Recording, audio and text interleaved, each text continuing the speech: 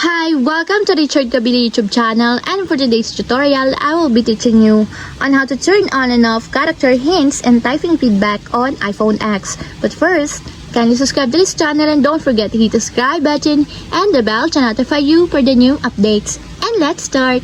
Using your iPhone X, from your home screen, first go to Settings. Then in the Settings, scroll down and find the Accessibility and then tap. Then in the Accessibility, go to Vision section and then tap the Spoken Content. Then in this part, in the Spoken Content, scroll down and then tap and find the Typing Feedback.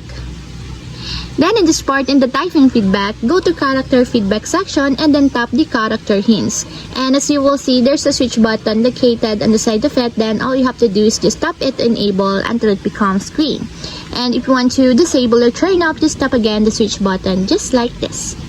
And that's it, we have successfully turned on and off character hints and typing feedback on iPhone X. If you have a question, kindly comment down below and don't forget to hit the subscribe button and the bell to notify you for the new updates.